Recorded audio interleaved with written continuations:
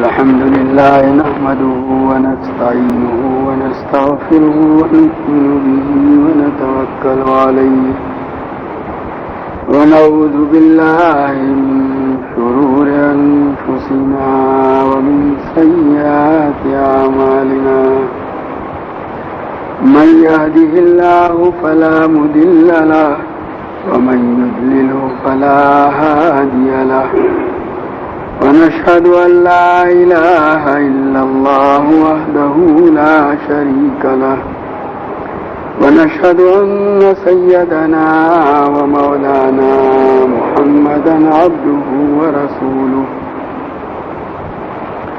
أرسله إلى كافة الناس بشيرا ونذيرا وداعيا إلى الله بإذنه وسراجا منيرا صلى الله تعالى عليه وعلى آله وأصحابه وبارك وسلم تسليما كثيرا كثيرا. باب بر الأم. وبه قال حدثنا أبو عاصم عن بهز بن حكيم عن أبيه عن جده رضي الله تعالى عنه قلت يا رسول الله من أبر؟ قال أمك. قلت من أبر؟ قال أمك. قلت من أبر؟ قال أمك. قلت من أبر؟ قال أباك ثم الأقرب فالأقرب.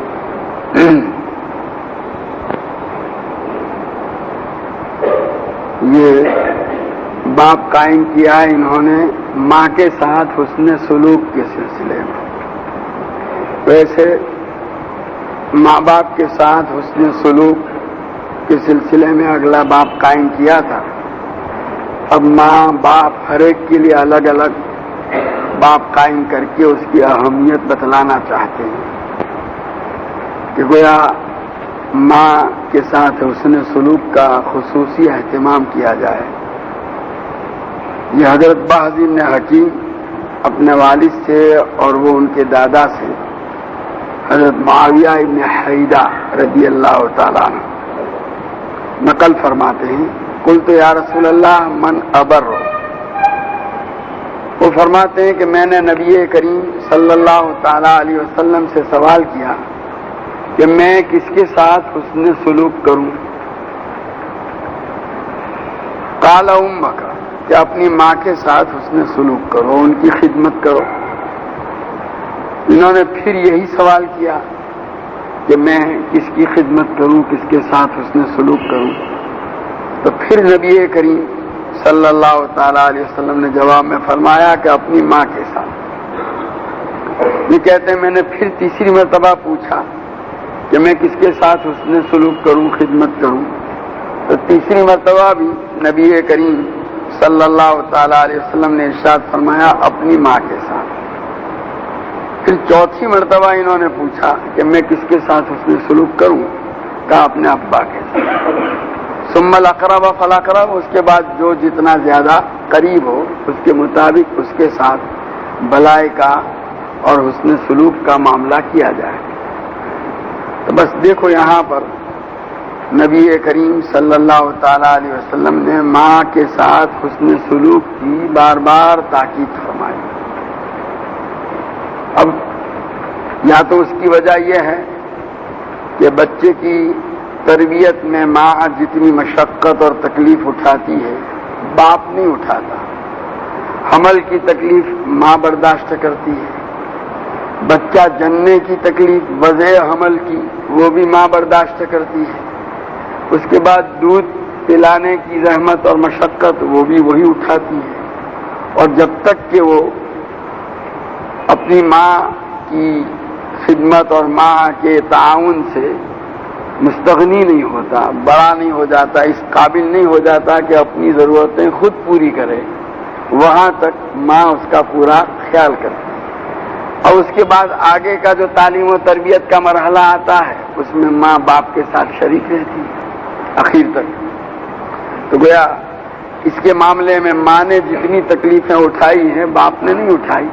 اس لیے نبی کریم صلی اللہ تعالی علیہ وسلم نے ماں کے متعلق زیادہ تاکید فرمائی. اور بعض حضرات یہ بھی فرماتے ہیں کہ ماں چونکہ گھر کے اندر رہتی ہے، وہ پردے میں ہوتی ہے، اس کے ساتھ کیا معاملہ اولاد کی طرف سے ہو رہا ہے لوگوں کو اس کا پتہ نہیں چلتا. اس کے برخلاف باپ جو ہے وہ باہر ہوتا ہے. اگر باپ کے ساتھ کوئی بدسلوکی کرے گا، نافرمانی کا معاملہ کرے گا، تو سارے لوگوں کو اس کا پتہ چل جائے گا.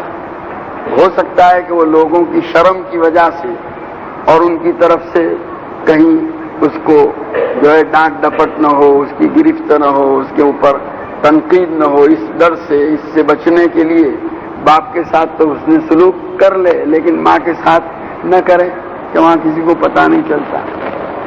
بعضوں نے اس کی وجہ یہ بھی بتلائی کہ چونکہ باپ تو سخت ہوتا ہے، اگر اس نے نافرمانی کی، بدسلوکی کی، تو وہ تو اس کی خبر لے گا ڈنڈے سے. ماں جو ہے وہ بیچاری مارنے سے رہی، وہ تو اس کے ساتھ وہ معاملہ نہیں کر سکتی. اس لیے عام طور پر ہوتا یہ ہے کہ ماں کے ساتھ نافرمانی اور ان کے ساتھ بدسلوکی کی اولاد باپ کے مقابلے میں زیادہ جرأت کرتی ہے. کہ اگر اس کے مزاج میں شر ہے، کمینہ پن ہے، تو وہ ماں کے ساتھ جلدی سے بدسلوکی کرے گا باپ کے مقابلے میں. اس لیے ماں کے حقوق کو ذرا زیادہ اہمیت کے ساتھ نبی کریم صلی اللہ علیہ وسلم نے بتلایا. اور بعضوں نے یہ بھی کہا کہ ماں جو ہے باپ کے مقابلے میں زیادہ حساس ہوتی ہے، اور اپنی کمزوری اور طبیعت کی نرمی کی وجہ سے جب اولاد کی طرف سے اس کے ساتھ نافرمانی کا معاملہ کیا جائے گا، بدسلوکی ہوگی، تو اس کی طبیعت باپ کے مقابلے میں جلدی متاثر ہوگی، اور وہ ہو سکتا ہے کہ بددعا یا جملہ زبان سے نکال دے. اس لیے ماں کے ساتھ حسن سلوک کو باپ کے مقابلے میں زیادہ موقت قرار دیا کہ بھئی اس کا زیادہ اہتمام ہونا چاہیے، کہ ان کی خدمت بھی. اسی لیے فقہا نے لکھا ہے کہ خدمت اور انعام کے اعتبار سے، داد و دہش کے اعتبار سے ماں کے ساتھ ذرا زیادہ سلوک کیا جائے، یعنی خدمت زیادہ ماں کی جائے. پیسے یا اور کچھ لینے دینے کا، ہدیہ کا دینے کا معاملہ ماں کے ساتھ زیادہ کیا جائے، اور اطاعت و فرما برداری اور ادب و احترام کے اندر باپ کو ماں کے مقابلے میں ترجیح دی جائے. تو بہرحال یہ روایت لا کر کے بتلایا کہ ماں کا حق جو ہے باپ سے 3 گنا ہے، خدمت کے اعتبار سے اور حسن سلوک کے اعتبار سے. اسی لیے اس میں جو ہے بڑی تاکید فرمائی نبی کریم صلی اللہ تعالی علیہ وسلم نے. روایتوں میں آتا ہے کہ ایک صحابی تھے علقمہ، اور ان کی وفات کا وقت قریب آیا، زبان پر کلمہ جاری نہیں ہو رہا ہے. ان کی بیوی نے نبی کریم صلی اللہ تعالی علیہ وسلم پر کہلوایا کہ آپ کے صحابی علقمہ موت کا وقت قریب ہے، زبان پر کلمہ جاری نہیں ہوتا. تو نبی کریم صلی اللہ تعالی علیہ وسلم نے پوچھا لوگوں سے اس کے والدین ہیں؟ تو کہا ماں ہے، والدہ ہے، باپ تو ہے نہیں، اور ماں ناراض ہے. تو نبی کریم صلی اللہ تعالی علیہ وسلم نے کہلوایا اس کی ماں پر کہ مجھے تجھ سے کچھ بات کرنی ہے، تو یہاں آتی ہے یا میں آؤں؟ تو اس نے جواب میں کہلوایا کہ اللہ کے رسول، میرے ماں باپ آپ پر قربان، میں آپ کو کیوں زحمت دوں، میں ہی حاضر ہوتی ہوں. چنانچہ وہ بڑھیا آئی. نبی کریم صلی اللہ تعالی علیہ وسلم نے پوچھا اس سے بیٹے کے متعلق، کہا میرا بیٹا بڑا نیک ہے، نمازی ہے، روزہ رکھتا ہے، تہجد کا پابند ہے، لیکن اپنی بیوی کے مقابلے میں میری نافرمانی کرتا ہے، اس لیے میں اس سے ناراض ہوں. تو حضور صلی اللہ علیہ وسلم نے فرمایا بھائی معاف کر دے اس کا قصور، اپنی ناراضگی دور کر دے اس سے. کہا نہیں، میں نہیں ناراضگی دور نہیں کرتی، معاف نہیں کرتی. تو نبی کریم صلی اللہ علیہ وسلم نے حضرت بلال رضی اللہ تعالیٰ عنہ کو حکم دیا کہ بلال لکڑیاں جمع کرو، آگ جلاؤ اور علقمہ کو اس میں ڈالو. اب لکڑیاں جمع ہونے لگی. بڑھیا نے دیکھا کہ یہ تو واقعتاً میرے بیٹے کو آگ میں ڈالا جائے گا. کہا، اس نے پوچھا کہ میرے بیٹے کو آگ میں ڈالیں گے؟ حضور نے فرمایا ہاں، اللہ کے عذاب کے مقابلے میں ہمارا عذاب تو بڑا ہلکا ہے۔ خدا کی قسم جب تک تو ناراض ہے، نہ اس کی کوئی نماز قبول ہے، نہ اس کا روزہ قبول ہے، نہ اس کی کوئی عبادت قبول ہے۔ تو اس بڑھیا نے کہا کہ میں آپ کو اور تمام مسلمانوں کو گواہ بناتی ہوں کہ میں نے اس کو معاف کر دیا۔ تو اس ساتھ انہیں صحابہ سے کہا بھائی جاؤ دیکھو اس کی زبان پر کلمہ جاری ہوا یا نہیں۔ معلوم ہوا کہ ہاں کلمہ جاری ہو گیا اور کلمہ پڑھتے ہوئے موت آئی۔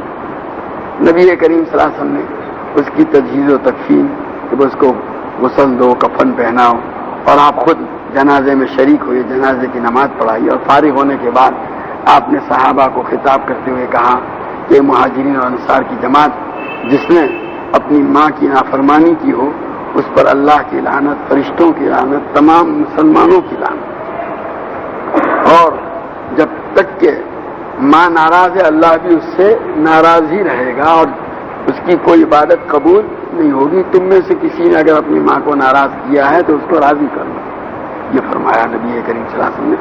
تو بہرحال ماں کے متعلق بڑی تاکید، ماں کی دعا کی وجہ سے آدمی کی زندگی بدل جاتی ہے۔ حضرت موسیٰ علیہ نبینا علیہ الصلوۃ والسلام نے ایک مرتبہ اللہ تبارک و تعالیٰ سے دعا کی کہ اے اللہ مجھے معلوم ہو جائے کہ جنت میں میرا رفیق کون ہے۔ تو باری تعالیٰ کی طرف سے بتلایا گیا کہ فلانی بستی میں، فلانے بازار میں ایک قصاب ہے، گوشت بیچنے والا، کھاٹکی جس کو ہم کہتے ہیں، نوجوان، وہ تمہارا جنت کے اندر رفیق ہے۔ حضرت موسیٰ علیہ نبینا علیہ الصلوۃ والسلام وہاں تشریف لے گئے، ذرا ملے تو صحیح۔ مغرب کے قریب پہنچے، شام کو دیکھا ایک نوجوان ہے، دکان اپنی بند کر رہا تھا، بند کرتے وقت اس نے اس میں زنبیل میں گوشت کا ایک ٹکڑا ڈالا، دکان بند کی۔ حضرت موسیٰ علیہ نبینا علیہ الصلوۃ والسلام نے اس سے پوچھا کیا کسی مسلمان کو، مومن کو اپنے ساتھ کچھ روز مہمان بنا کر رکھنے کے لیے تیار ہو؟ تو کہا جی ضرور آئیے۔ اب یہ گئے، گھر پہنچ کر اس نے وہ گوشت پکایا، اس کے بعد جو ہے ایک زنبیل اتاری، اس زنبیل میں سے ایک بڑھیا بالکل ایسا جیسے کبوتر کا چوزا ہو، ایک دم کمزور، نکالی، اس کو وہ شوربہ، اس کا سوپ پلایا۔ اس کے بعد جو ہے اس نے اس کے کپڑے یہ کر کے دھوئے اس کو اور پھر پہنائے۔ وہ بڑھیا جو ہے کچھ بول رہی تھی۔ حضرت موسیٰ علیہ نبینا علیہ الصلوۃ والسلام نے اس سے اس کان لگائے، معلوم ہوا وہ دعا کر رہی ہے اللہ میرے بیٹے کو جنت میں حضرت موسیٰ کا رفیق بنا۔ حضرت موسیٰ نے پوچھا نوجوان سے کہ یہ کیا قصہ ہے؟ تو کہا یہ میری ماں ہے، کمزور ہے، میں اس کی خدمت کرتا ہوں۔ کہا کہ خوشخبری سن لے، تیری ماں کی دعا اللہ تعالیٰ نے قبول کر لی ہے، تو میرا جنت میں رفیق ہے۔ حضرت استاد ابو اسحاق شیرازی بڑے عالم گزرے ہیں، کسی نے خواب میں دیکھا کہ ان کی داڑھی جواہرات اور موتیوں سے مرصع ہے اور چمک رہی ہے۔ اس نے صبح کو وہ خواب ان کو بیان کیا کہ میں نے رات خواب میں یہ دیکھا کہ تم نے صحیح دیکھا، رات کو میں نے اپنی ماں کے پاؤں اپنی داڑھی سے جاڑے تھے، ان کی گردن۔ تو اللہ تعالیٰ ہی دے۔ تو بہرحال ماں کا معاملہ آج کل جو ہے ماں کے ساتھ، باپ کے ساتھ جو ہے اس نے سلوک کے معاملے میں بڑی کوتاہیاں ہوتی ہیں۔ اچھے اچھے پڑھے لکھے بھی اس معاملے میں بڑی کوتاہی کے مرتکب ہوتے ہیں۔ اس لیے ضرورت ہے کہ ان کے حقوق کو پہچانا جائے اور ادنا سی گستاخی سے بھی اپنے آپ کو بچانے کا اہتمام کیا جائے۔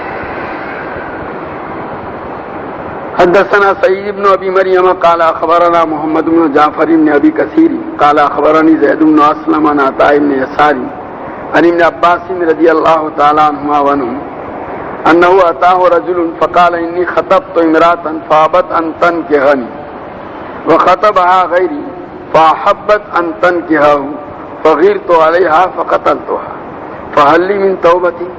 قال امك حية؟ قال لا، قال تب الى الله عز وجل وتقرب اليه ما استطعت۔ فذهبت فسألت ابن عباس لما سألته عن حياة امه؟ فقال انی لا اعلم عملا اقرب الى الله عز وجل من بر الوالدین۔ حضرت عطاء بن یسار رحمت اللہ علیہ جو تابعی ہیں اور حضرت عبداللہ ابن عباس رضی اللہ تعالیٰ عنہ کے شاگرد ہیں، وہ ابن عباس رضی اللہ تعالیٰ عنہما سے نقل کرتے ہیں کہ ایک مرتبہ ایک آدمی آیا ان کے پاس اور آ کر کے اس نے حضرت عبداللہ ابن عباس رضی اللہ تعالیٰ عنہ سے عرض کیا کہ میں نے ایک عورت کو پیغام نکاح دیا، اس نے میرے ساتھ نکاح کرنے سے انکار کیا۔ کل دوسرے آدمی نے اس کو پیغام نکاح دیا تو وہ اس کے ساتھ نکاح کرنے کے لیے آمادہ اور تیار ہو گئی۔ کہا فقیر تو علیہ، مجھے بڑی غیرت آئی، تو میں نے پیغام نکاح دیا تو انکار کر دیا اور اس کے ساتھ نکاح کرنے کے لیے تیار ہو گئی۔ کہتے میں نے اس عورت کو قتل کر دیا مارے غصے۔ فہل لی من توبتی، کیا میرے لیے توبہ ہے؟ تو حضرت عبداللہ ابن عباس رضی اللہ تعالیٰ عنہ نے پوچھا تمہاری ماں زندہ ہے؟ تو کہا نہیں۔ تو پھر ابن عباس رضی اللہ تعالیٰ عنہ نے فرمایا تب اللہ عز و جل، اللہ تعالیٰ کے سامنے توبہ کرو، گڑ گڑاؤ، گریہ زاری کرو، وتقرب الیہ ما استطعت، اور جتنا بھی ہو سکے اللہ کی عبادت کر کے اس کا قرب اور نزدیکی حاصل کرو۔ اب یہ عطا ابن یسار کہتے ہیں کہ میں ابن عباس رضی اللہ تعالیٰ عنہ کی خدمت میں حاضر ہوا اور ان سے پوچھا کہ آپ نے اس کو یہ کیوں پوچھا تھا کہ تیری ماں زندہ ہے؟ ابن عباس رضی اللہ تعالیٰ عنہ نے جواب میں فرمایا کہ ماں کے ساتھ حسن سلوک سے بڑھ کر کوئی عمل جو اللہ کی نزدیکی دلانے والا ہو میرے علم میں نہیں، اس لیے میں نے پوچھا تھا کہ اگر وہ کہتا تو میں اس کو یوں کہتا کہ ماں کی خدمت کر۔ تو بہرحال اس سے معلوم ہوا کہ یہ بہت بڑی نیکی ہے، ماں کی خدمت اور ان کے ساتھ حسن سلوک جو ہے یہ اللہ کا سب سے زیادہ قرب دلانے والا عمل ہے۔ باب بر الاب، اب یہ باپ کے ساتھ حسن سلوک کے سلسلے میں باپ قائم کر رہے ہیں عنوان۔ حدثنا سلیمان بن حرب قال حدثنا وهيب بن خالد عن ابن شبرمة قال سمعت ابا زرعة عن ابي هريرة رضي الله تعالى عنه قال قيل يا رسول الله من ابر؟ قال امك، قال ثم من؟ قال امك، قال ثم من؟ قال امك، قال ثم من؟ قال اباك۔ اسی طرح کی روایت ہے۔ حضرت ابو ہریرہ رضی اللہ تعالیٰ عنہ فرماتے ہیں کہ نبی کریم صلی اللہ تعالیٰ علیہ وسلم سے پوچھا گیا، پوچھنے والے نے پوچھا کہ میں کس کے ساتھ حسن سلوک کروں؟ کہا اپنی ماں کے ساتھ۔ پھر پوچھا میں پھر کس کے ساتھ؟ کہا اپنی ماں کے ساتھ۔ پھر سوال کیا پھر کس کے ساتھ؟ کہا اپنی ماں کے ساتھ۔ پھر سوال کیا کہ اس کے بعد؟ کہا اپنے باپ کے ساتھ۔ بہرحال باپ کے ساتھ بھی حسن سلوک کو فرمایا نبی کریم صلی اللہ علیہ وسلم نے، اگرچہ ماں کے مقابلے میں کم رہا، اسی لیے یہاں لائے ہیں اس روایت کو۔ حدثنا بشر بن محمد قال اخبرنا عبد الله قال اخبرنا يحيى بن ايوب قال حدثنا ابو زرعة عن ابي هريرة رضي الله تعالى عنهم اتى رجل نبي الله صلى الله عليه وسلم فقال ما تأمرني؟ قال بر امك، ثم عاد فقال بر امك، ثم عاد فقال بر امك، ثم عاد الرابعة فقال بر امك، ثم عاد الخامسة فقال بر اباك۔ یہ بھی حضرت ابو ہریرہ رضی اللہ تعالیٰ عنہ کی روایت ہے کہ ایک آدمی نبی کریم صلی اللہ تعالیٰ علیہ وسلم کی خدمت میں حاضر ہوا اور اس نے پوچھا کہ آپ مجھے کیا حکم دیتے ہیں، کس چیز کی تاکید فرماتے ہیں؟ انہوں نے فرمایا اپنی ماں کے ساتھ اچھا سلوک کرو، ان کی خدمت کرو، ان کو راحت پہنچاؤ۔ اس نے پھر پوچھا تو آپ نے پھر یہی جواب دیا کہ اپنی ماں کے ساتھ حسن سلوک کرو۔ اس نے پھر پوچھا تو آپ نے یہی جواب دیا کہ اپنی ماں کے ساتھ حسن سلوک کرو۔ اس نے چوتھی مرتبہ پوچھا تو آپ صلی اللہ علیہ وسلم نے چوتھی مرتبہ یہی جواب دیا کہ اپنی ماں کے ساتھ حسن سلوک کرو۔ پھر پانچویں مرتبہ جب پوچھا تو کہا اپنے باپ کے ساتھ حسن سلوک کرو۔ باب بر والدی وان ظلما، اب اس باب میں یہ بتلاتے ہیں کہ ماں باپ کی طرف سے اگر دنیاوی اعتبار سے کوئی ظلم اور زیادتی ہو تو بھی ان کے ساتھ حسن سلوک کیا جائے، ان کی خدمت کی جائے۔ ان کی اس زیادتی کی وجہ سے اولاد کو یہ حق نہیں پہنچتا کہ وہ ان کے ساتھ بدلہ کی انتقامی کارروائی کرتے ہوئے حسن سلوک کرنا چھوڑ دے۔ ایسا حدثنا حجاج قال حدثنا حماد هو ابن سلمة عن سليمان التيمي عن سعيد القيسي عن ابن عباس رضي الله تعالى عنهما وعنهم قال ما من مسلم له والدان مسلمان يصبح إليهما محتسبا إلا فتح الله له بابين يعني من الجنة وإن كان واحد فواحد وإن أغضب أحدهما لم يرضى الله عنه حتى يرضى عنه قيل وإن ظلما قال وإن ظلما. یہ حضرت عبداللہ ابن عباس رضی اللہ تعالیٰ عنہما کی روایت ہے. فرماتے ہیں کہ کسی مسلمان کے ماں باپ مسلمان ہیں اور وہ اللہ کو راضی رکھنے کے لیے ان کے ساتھ حسن سلوک کرتا ہے تو اللہ تعالیٰ اس کے لیے جنت کے 2 دروازے کھول دیتے ہیں. اور اگر ایک ہے ماں یا باپ اور ان کے ساتھ حسن سلوک کرتا ہے تو جنت کا 1 دروازہ اس کے لیے کھول دیا جاتا ہے. اور پھر فرمایا وَإِنْ أَغْضَبَ أَحَدَهُمَا، اور اگر اس نے ماں باپ میں سے کسی ایک کو ناراض کر لیا تو اللہ تعالیٰ اس آدمی سے راضی نہیں ہوں گے جب تک کہ وہ ماں باپ میں سے جس کو ناراض کیا اس کو راضی نہ کر دیں. جب تک کہ وہ راضی نہ ہو جائیں وہاں تک اللہ راضی نہیں ہوگا. پہلے بھی گزر چکا ہے کہ اللہ کی رضامندی باپ کی رضامندی میں ہے. قیل وَإِنْ ظَلَمَا، پوچھا گیا کہ اللہ کے رسول، یہ حضرت عبداللہ ابن عباس، ویسے یہ روایت مرفوع ہے، بیہقی کے اندر مرفوع بھی آئی ہے کہ چاہے ماں باپ کی طرف سے زیادتی ہو اور ماں باپ کی اس زیادتی کی وجہ سے اس نے ناراض کر رکھا ہے، کہ ماں باپ کی طرف سے زیادتی ہو تو اس کے بعد بھی اگر بیٹے نے بدسلوکی کی اور اس بدسلوکی کی وجہ سے ماں باپ اس سے ناراض ہیں تو اللہ تعالیٰ بھی اس سے ناراض ہی رہیں گے جب تک کہ ماں باپ راضی نہ ہو جائیں. اس لیے بہت اہم معاملہ ہے ماں باپ کا. باب لین الکلام لوالدین، ماں باپ کے سامنے بہت نرمی سے گفتگو کرنا، یعنی اس کی بھی بڑی تاکید آئی ہے کہ ماں باپ کے ساتھ ولا تقل لہما اف ولا تنہرہما وقل لہما قولا کریما. قرآن میں ہے کہ ماں باپ کو ہوں بھی نہ دو. مفسرین لکھا ہے کہ اگر اس سے کم درجے کا کوئی لفظ ہوتا تو اللہ تعالیٰ اسی کے متعلق فرماتے کہ یہ بھی مت. ولا تنہرہما، ان کو جھڑکو بھی مت. جھڑکو بھی. روایتوں میں آتا ہے کہ اگر ماں باپ نے کوئی بات کہی اور بیٹے نے زبان سے کچھ نہیں کہا، خالی لمبی سانس لی، جس سے ان کی اس بات پر گویا ناراضگی کا اظہار مقصود ہے، تو اس کی بھی اجازت ہے، اس سے بھی اللہ ناراض ہو جائے. وقل لہما قولا کریما، اور ماں باپ سے جو ہے محبت کی، بھلائی کی، اچھی بات کرو. تو یہاں نرم گفتگو کرنے کی تاکید آئی ہے. حدثنا مسدد قال حدثنا اسماعیل بن ابراہیم قال حدثنا زیاد بن مخراف قال حدثني قیصرۃ بن میاس قال كنت مع النجدات فاصبت ذنوبا لا اراها الا من الكبائر.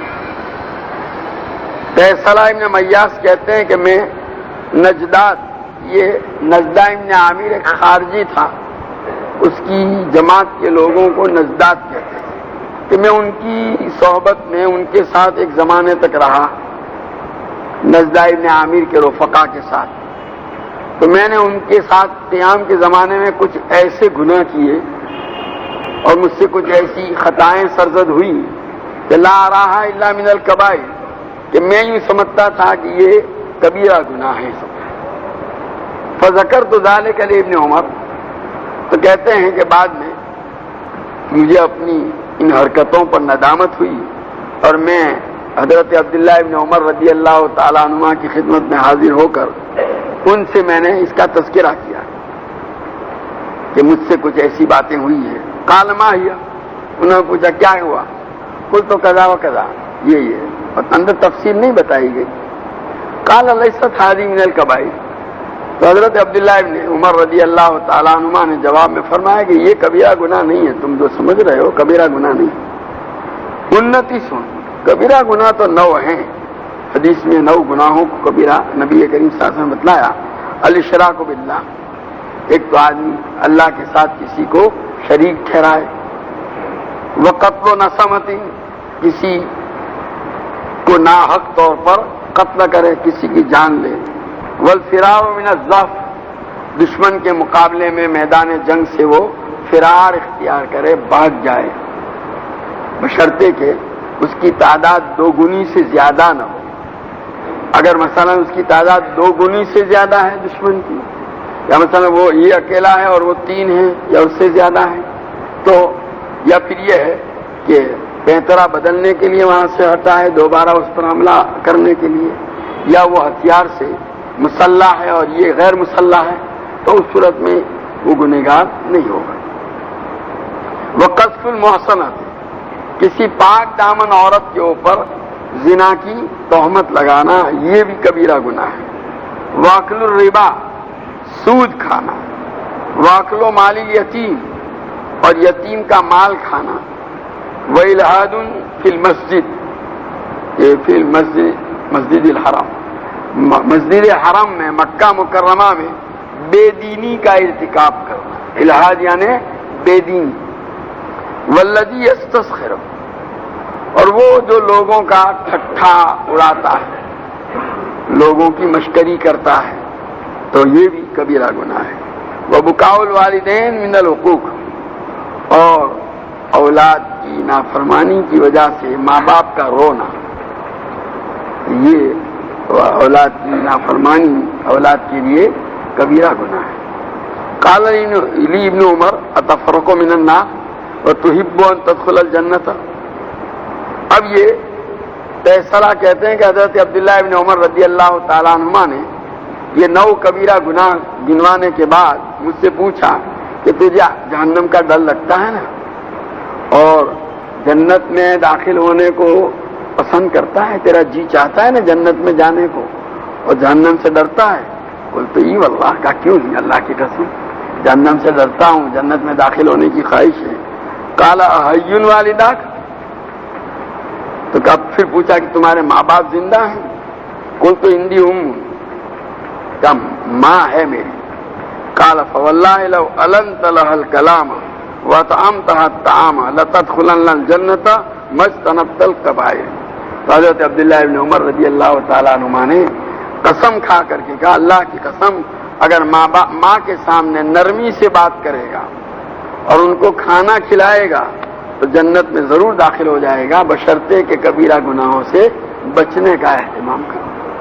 تو معلوم ہوا کہ ماں باپ کے ساتھ نرم گفتگو، ان کو کھلانا، ان کی خدمت کرنا، یہ بہت بڑا نیکی کا کام ہے. جن حضرات کو اللہ تعالیٰ نے اس نعمت سے نواز رکھا ہے تو وہ اس کی قدر کریں. باب و جزائل والدین، ماں باپ کا بدلہ، یعنی کوئی آدمی ماں یا باپ کے احسان کا بدلہ کیسے چکا سکتا ہے. حدثنا قبیصۃ قال حدثنا سفیان عن سہیل بن ابی صالح عن ابی ہریرہ رضی اللہ تعالی عنہ عن النبی صلی اللہ علیہ وسلم قال لا يجزي ولد والده الا ان يجده مملوكا فيشتريه فيعتقه. حضرت ابو ہریرہ رضی اللہ تعالی عنہ فرماتے ہیں کہ نبی کریم صلی اللہ تعالیٰ علیہ وسلم نے ارشاد فرمایا، کوئی بیٹا، کوئی اولاد اپنے باپ کے احسان کا بدلہ نہیں دے سکتا سوائے اس کے کہ وہ اپنے باپ کو کسی کا غلام پاوے اور اس کو خرید کر آزاد کر. یہ البتہ یہ وہ شکل ہے کہ جس میں یوں کہا جا سکتا ہے کہ اس نے اپنے باپ کے احسان کا بدلہ چکایا، اس کے علاوہ اور کوئی شکل نہیں. حدثنا آدم قال حدثنا شعبة قال حدثنا سعيد بن ابي بردة قال سمعت ابي يحدث انه شهد ابن عمر رجلا يمانيا يطوف بالبيت حمل امه وراء ظهري يقول اني لها بعيرها المذلل ان ازرت ركابها لم ازر. ثم قال يا ابن عمر اتراني جزيتها؟ قال لا ولا بظفرة واحدة. ثم طاف ابن عمر فاتى المقام فصلى ركعتين. ثم قال يا ابن ابي موسى ان کل رکعتین تکفران ما امامہا۔ حضرت سعید بن ابی بردہ اپنے ابا ابو بردہ اشعری جو حضرت ابو موسیٰ اشعری رضی اللہ تعالیٰ عنہ کے صاحبزادے ہیں، تابعی ہیں، ان سے نقل کرتے ہیں کہ میں نے اپنے باپ کو سنا، یعنی ابو کی سعید کہتے ہیں کہ میں نے اپنے باپ ابو بردہ کو سنا کہ وہ حضرت عبداللہ ابن عمر رضی اللہ تعالیٰ عنہ نے ایک یمنی آدمی کو دیکھا جو بیت اللہ کا طواف کر رہا تھا، اور اس نے اپنی ماں کو اپنی پیٹھ پر اٹھا رکھا تھا، اور وہ یہ شعر پڑھ رہا تھا، انی لہا بعیرها المذلل، میں تو اپنی ماں کا جو ہے تابع دار اونٹ ہوں، سکھایا ہوا اونٹ ہوں، جیسے اونٹ اپنے مالک کو اپنے اوپر سوار کرا کے چلتا ہے، اس طرح میں بھی ہوں۔ ان حضرت رکابها، اگر اس کی سواری بیت کے بھی تو میں نہیں بتکوں گا، یعنی ویسے سواری کا جانور کا حال تو یہ ہے کہ کبھی کبھی وہ بدک جاتا ہے، اور اس کے بدکنے کی وجہ سے جو آدمی اس پر سوار ہوتا ہے اس کو زحمت اور تکلیف اٹھانا پڑتی ہے، لیکن کہتا ہے میں نہیں بتکوں گا۔ اس کے بعد اس نے پوچھا کہ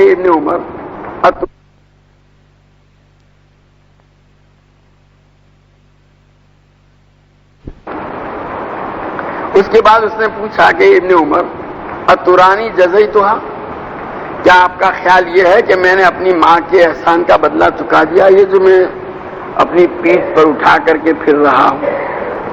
بعض روایتوں میں یہ بھی ہے کہ میں یمن سے ان کو اسی طرح اٹھا کر کے لایا ہوں حج کے واسطے، اور یہاں اور جتنا انہوں نے مجھے اپنے پیٹ میں رکھا اس سے زیادہ زمانہ میں نے ان کو اپنی پیٹھ پر سوار کیا ہے، تو کیا ایسا کر کے میں نے اپنی ماں کے احسان کا بدلہ چکا دیا؟ قال لا ولا بظفرۃ واحدۃ، حضرت عبداللہ بن عمر رضی اللہ تعالیٰ عنہ نے جواب میں کہا نہیں، ان کی ایک آہ کا بھی بدلہ نہیں چکا ہے، یعنی تیری پیدائش کے وقت جو تکلیفیں اٹھائی ہے اور اس تکلیف میں جو آہ ایک آہ نکلی ہے، اس ایک آہ کا بھی بدلہ تیرے ان عمل سے نہیں ہوگا۔ اور اس کے بعد ابو بردہ کہتے ہیں کہ حضرت عبداللہ بن عمر رضی اللہ تعالیٰ عنہ نے طواف پورا کیا اور مقام ابراہیم کے پاس آئے اور وہاں 2 رکعتیں پڑھی، اور اس کے بعد ان کو یعنی حضرت ابو بردہ کو خطاب کرتے ہوئے یوں کہا کہ ابو موسیٰ کے بیٹے، یہ 2 رکعتیں جو ہیں یہ اس سے پہلے کے سارے گناہوں کو معاف کرا دیتی ہیں، یعنی طواف کی 2 رکعتیں۔ حدثنا عبداللہ بن صالح قال حدثني الليث قال حدثني خالد بن يزيد عن سعيد بن ابي هلال عن ابي حازم عن ابي مرة مولى عقيل ان ابا هريرة رضي الله تعالى عنه كان يستخلفه مروان وكان يكون بذي الحليفة فكانت امه في بيت وهو في آخر، قال فإذا اراد ان يخرج وقف على بابها فقال السلام عليك يا امتاه ورحمة الله وبركاته، فتقول وعليك يا بني ورحمة الله وبركاته، فيقول رحمك الله كما ربيتني صغيرا، فتقول رحمك الله كما بررتني كبيرا، ثم إذا أراد أن يدخل صنع مثله۔ ابو مرہ کہتے ہیں کہ حضرت ابو ہریرہ رضی اللہ تعالیٰ عنہ کو مروان بن حکم کبھی کبھی اپنا جانشین اور نائب بناتا تھا۔ یہ مروان بن حکم جو تھا وہ حضرت معاویہ رضی اللہ تعالیٰ عنہ کی طرف سے مدینہ منورہ کا گورنر تھا، حاکم تھا، تو اس کو کہیں باہر جانا ہوتا تھا تو وہ اپنی جگہ پر حضرت ابو ہریرہ رضی اللہ تعالیٰ عنہ کو مقرر کر کے جاتا تھا۔ وَكَانَ يَكُونُ بِذِي الْحُلَيْفَةِ، ابو مرہ کہتے ہیں کہ حضرت ابو ہریرہ رضی اللہ تعالیٰ عنہ مقام ذو الحلیفہ، وہ بیر علی جو مدینہ والوں کی میقات ہے اور مدینہ کے بالکل متصل ہے، وہاں رہتے تھے حضرت ابو ہریرہ، اور کہتے ہیں کہ ان کی والدہ ایک حجرے میں رہتی تھی اور وہ دوسرے حجرے میں رہتے تھے۔ قال فإذا أراد أن يخرج، اب حضرت ابو ہریرہ رضی اللہ تعالیٰ عنہ کی عادت یہ تھی کہ جب وہ کہیں باہر جانا چاہتے تو اپنی ماں کے کمرے کے دروازے کے پاس آ کر کھڑے ہو کر سلام کرتے کہ امی السلام علیکم ورحمۃ اللہ وبرکاتہ، تو اس کے جواب میں ان کی والدہ کہتی تھی اے میرے بیٹے وعلیکم السلام ورحمۃ اللہ وبرکاتہ۔ پھر حضرت ابو ہریرہ عرض کرتے اے امی اللہ تعالیٰ آپ پر اپنی رحمت نازل کرے کہ آپ نے مجھے بچپن میں پالا. جیسا پڑھا دی کیا کمال وقر رب ارحمہما, اور ان کے لیے دعا بھی کرو کہ اللہ ہمارے ماں باپ پر تو اس طرح مہربانی فرما جیسا کہ انہوں نے بچپن میں مجھے بڑی محبت سے پالا. تو آپ نے مجھے بچپن میں پالا, اللہ تعالیٰ آپ پر رحم کرے, اپنی رحمت نازل فرمائے, مہربانی کا معاملہ کرے. تو اس کے جواب میں ان کی والدہ کہتی رحمک اللہ کما بررتنی کبیرہ, کہ بڑے ہو کر تم نے جیسی میرے ساتھ نیکی اور بھلائی کی اللہ تعالیٰ تم پر رحم کرے. کہتے ہیں ابو مرہ ثم اذا اراد ان يدخل, جب واپس آتے تھے اور اپنے گھر میں جانا چاہتے تھے تو اسی طرح کرتے, اماں کے حجرے کے دروازے کے پاس کھڑے ہوتے اور اسی طرح کہتے, سلام کرتے, ان کو جواب دیتی, پھر یہ دعا دیتے, وہ دعا دیتی, پھر اپنے گھر میں. اس سے معلوم ہوا کہ یہ بھی آداب میں سے ہے کہ آدمی اگر ماں باپ موجود ہیں, گھر سے باہر جانا چاہتا ہے تو جاتے ہوئے بھی ان کو سلام کر کے جاوے, دعا ان کو دے کر کے جاوے, ان سے دعا لے کر کے جاوے, اور جب واپس آوے تو بھی ان کو سلام کر کے جاوے. یہ آداب میں سے. حدثنا حضرت ابو ہریرہ رضی اللہ تعالیٰ عنہ کے والد کا ان کے بچپن میں انتقال ہو گیا تھا. یہ اپنے ماں کی بڑی خدمت کرتے تھے جب تک کہ ان کی ماں زندہ رہی. کہیں دوسری جگہ وہ گئے نہیں, یہاں تک کہ حج میں بھی نہیں جاتے تھے تاکہ ماں کی خدمت میں کمی نہ ہو. ان کی والدہ کے انتقال کے بعد پھر حج میں جانے لگے. قال حدثنا ابو نعیم قال حدثنا سفیان عن عطاء بن سائب عن ابي عن عبد الله بن عمرو رضي الله تعالى عنهما قال جاء رجل الى النبي صلى الله عليه وسلم يبايعه على الهجرة وترك ابويه يبكيان فقال ارجع اليهما وارضيكما كما ابكيتهما. حضرت عبداللہ ابن عمر رضی اللہ تعالیٰ عنہما فرماتے ہیں کہ ایک آدمی نبی کریم صلی اللہ علیہ وسلم کی خدمت میں حاضر ہوا اور وہ آپ کے دست مبارک پر ہجرت پر بیعت کرنا چاہتا تھا, اور وہ جب اس ارادے سے آیا تو ماں باپ کو روتا ہوا چھوڑ کر کے آیا. گویا ماں باپ اس کو آنے دینا چاہتے نہیں تھے. تو حضور صلی اللہ علیہ وسلم نے اس سے کہا جاؤ واپس ماں باپ کے پاس, اور جیسے ان کو تم نے رلایا ہے اس طرح ہنساؤ, ان کو ہنساؤ جیسے رلا کر کے آئے اور جا کر کے ہنساؤ. اسی لیے لکھا ہے فقہا نے کہ جہاد بھی جب تک کہ فرض عین نہ ہو جائے وہاں تک ماں باپ کی اجازت کے بغیر جا سکتا نہیں ہے. اسی طرح طلب علم میں اور بھی کسی بھی اس کے لیے سفر پر بھی اگر ماں باپ اجازت نہیں دیتے تو جانا درست نہیں ہے, جائز نہیں ان کی اجازت کے بغیر.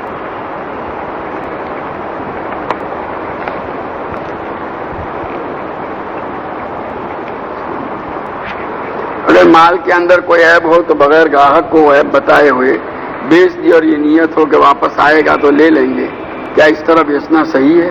اور مارکیٹ میں عام طور سے ایسا ہی کرتے ہیں. ویسے تو یہ ہے کہ وہ عیب ہو تو بتا دیا جائے, اور ویسے شریعت میں بھی یہ مسئلہ تو ہے کہ اگر کسی نے کوئی چیز کسی کے پاس سے خریدی اور بعد میں جا کر کے خریدار نے دیکھا کہ اس میں عیب ہے تو اس کو اس عیب کی وجہ سے واپس لوٹانے کا حق ہے, خیار عیب کہتے ہیں. تو اب یہاں کہ بھائی واپس لے کر کے آئے گا تو ہم واپس لے لیں گے, محض اس بنیاد پر اس کو آگاہ نہ کرنا یہ مناسب نہیں ہے. شریعت تو یہ کہتی ہے کہ اس کو باخبر کیا جائے.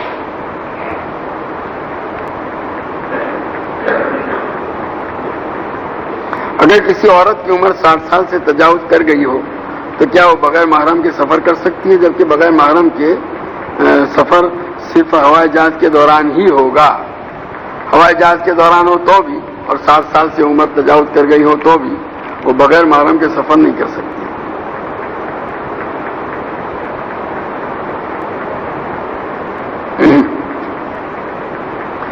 اکیلا نماز پڑھنے والا اپنی قرات اور رکوع سجود کی تسبیح اور تکبیر انتقالات کتنی زور سے پڑھے؟ کیونکہ بعض حضرات اتنی زور سے پڑھتے ہیں کہ قریب میں نماز پڑھنے والے کی نماز میں خلل ہوتا ہے. تو اتنی زور سے پڑھنا جائز ہے؟ بھائی پاس میں نماز پڑھنے والے کی نماز میں خلل ہو تو اس طرح پڑھنا تو درست نہیں ہے. بس اتنا ہے کیا وہ اس کے کان میں خود آواز پہنچ جائے. وہ تو بہت آہستہ بولے گا تو بھی کان میں اس کے کان میں آواز پہنچ جائے گی. دوسرا اپنا کان اس کے منہ کے پاس رکھے گا تو ہو سکتا ہے کہ وہ اس کے کان میں آواز نہ پہنچے لیکن اس کے کان میں آواز پہنچ جائے گی.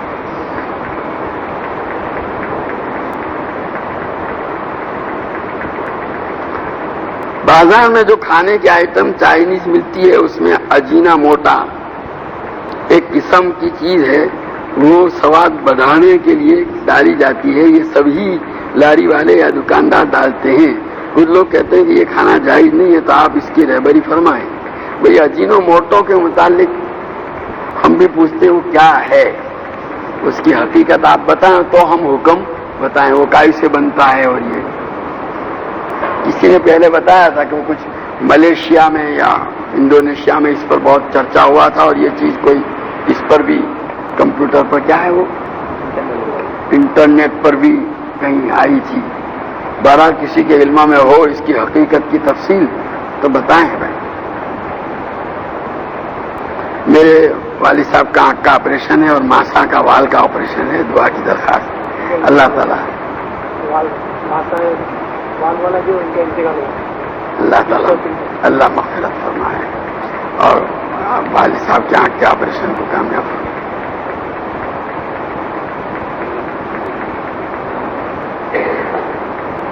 ایک مسجد کے بازو میں چاکی لاری ہے. جب کبھی مسجد کے میں پانی نہیں ہوتا تو وہ چائے والا نمازیوں کو اپنی لاری پر وضو کرنے دیتا ہے اور اتفاقاً کبھی اس کی لاری پر پانی ختم ہو جاتا ہے تو وہ مسجد میں پائپ لگا کر کبھی کبھی پانی بھر لیتا ہے. کیا یہ صحیح ہے؟ تو مسجد میں پائپ کہاں لگا کر بھرتا ہے؟ کہتے ہیں کہ مسجد کی ٹنکی میں جو پانی آ گیا وہ تو اس کو نہیں لینا چاہیے, اس لیے درست نہیں. اور اگر وہاں کوئی یہ ہے کنواں ہے اور اس سے نکالتا ہے تو ہماری مسجد میں ایک شخص نئے پانی کے مٹکے دے گیا, لہذا پرانے مٹکوں کی کوئی ضرورت نہیں رہی تو وہ پرانے مٹکوں کا کیا کیا جائے؟ کیا کسی بھی آدمی کو گھر کے استعمال کے لیے دے سکتے ہیں؟ جنہوں نے دیے ہیں ان کو واپس کر سکتے ہیں یا پھر کسی کو جتنی اس کی قیمت مل سکتی ہے بیچ کر کے اس رقم کو مسجد میں استعمال کیا جائے. اسی طرح چپل جوتے یا ٹوپی وغیرہ کئی دنوں سے پڑی ہو اور کوئی نہ لے جائے تو کیا ان چیزوں کو کسی کو استعمال کے لیے دینا درست ہے؟ ہاں, یہ جو کوئی نہ لے جائے پتہ نہ ہے کہ اب کون ہے تو اس صورت میں کسی غریب کو یہ دی جا سکتی ہے. یہ چپل جوتے والا مسئلہ مٹکوں کا نہیں ہے.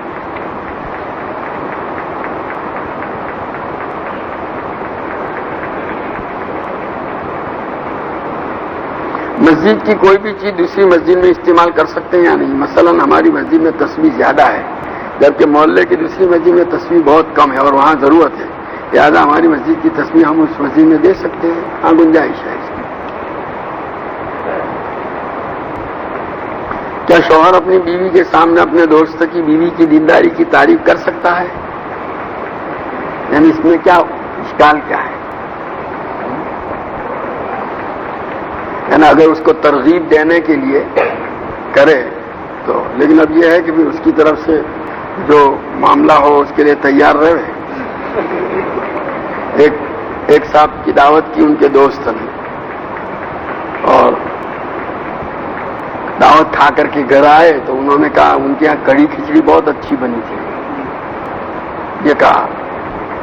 اب یہ تو خیر بات آئی گئی ہو گئی.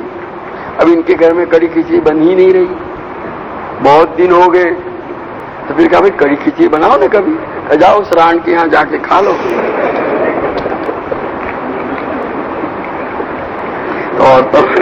عورتوں میں غیرت بہت ہوتی ہے.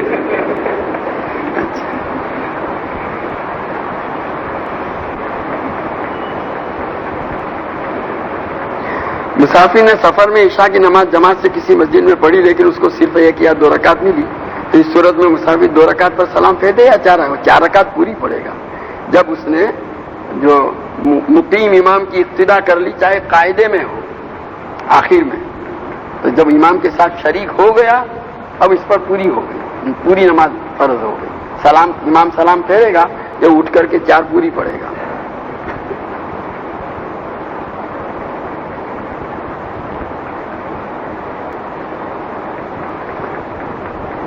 بازار کے جاؤ جی وہ سلام کرنا یا ان کے سلام کا جواب دینا یا ان کو قرآن پڑھانا کیسا ان کے سلام کے جواب میں وعلیکم کہہ سکتے ہیں اور اپنی طرف سے ابتدا نہ کریں سلام کرنے میں.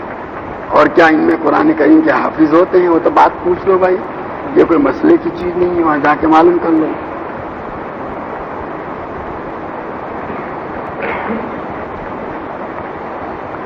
ઝેડ કોમ્પ્યુટરનો ધંધો કરો છે, કોઈ પણ વ્યક્તિ કોમ્પ્યુટર વેચવામાં મદદ કરે તેને ઝેડ કમિશન આપે છે, પરંતુ ખરીદનાર ત્રીજી પાર્ટીને ખબર હોતી નથી, તો આવું કમિશન લેવું જાયઝ છે?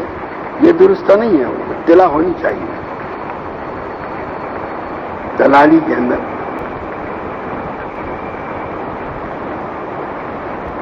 मेरी दुकान का काउंटर इस तरह बना हुआ है कि मेरी पीठ किबले की तरफ रहती है, तो क्या ये अदब के खिलाफ है? नहीं. और क्या मैं काउंटर का रुख बदल दूं? बाद लोग ऐसा कहते हैं किबला की तरफ पीठ रहने से रोजी में बेबरकती तंगी आती है. ऐसा कहीं पढ़ा नहीं भाई.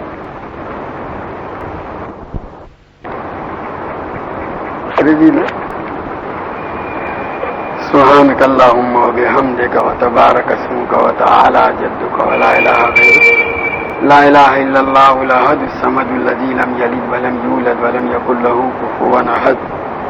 اللهم صل وسلم وبارك على سيدنا ومولانا محمد وعلى ال سيدنا مولانا محمد كما تحب وترضى بعدد ما تحب وترضى. ربنا ظلمنا انفسنا وان لم تغفر لنا وترحمنا لنكونن من الخاسرين. اللهم وفقنا لما تحب وترضى من القول والعمل والفعل والنية والهدى. اے اللہ تو ہمارے گناہوں کو معاف فرما، ہماری خطاؤں سے درگزر فرما. اے اللہ تیری مرضیات پر ہمیں زیادہ سے زیادہ چلا کر تیری نامرضیات سے ہماری پوری حفاظت فرما. نبی کریم صلی اللہ علیہ وسلم کے طریقوں اور سنتوں کو اپنی زندگی کے ہر شعبے میں جاری کرنے کی ہمیں توفیق عطا فرما. اے اللہ تو ہمارے بیماروں کو صحت کاملہ عاجلہ مستمرہ عطا فرما. مقروضوں کے قرضوں کی ادائیگی کی شکلیں پیدا فرما. پریشان حالوں کی پریشانیوں کو دور فرما. حاجت مندوں کی حاجتیں پوری فرما. قید و بند میں محبوسوں کو رہائی نصیب فرما. مقدمات میں محفوظ کو بری فرما. اے اللہ حضور پاک صلی اللہ تعالیٰ علیہ وسلم نے جتنی خیر اور بلائے آپ سے مانگی ہمیں اور پوری امت کو عطا فرما، اور جن شرور اور برائیوں سے پناہ چاہیے اس سے ہماری اور پوری امت کی حفاظت فرما. ربنا تقبل منا انك انت السميع العليم وتب علينا انك انت التواب الرحيم. صلی اللہ تعالی علی خیر خلقہ سیدنا و مولانا محمد وآلہ واصحابہ اجمعین. محمد وآلہ واصحابہ اجمعین. محمد وآلہ واصحابہ اجمعین. محمد وآلہ واصحابہ اجمعین. محمد وآلہ واصحابہ اجمعین.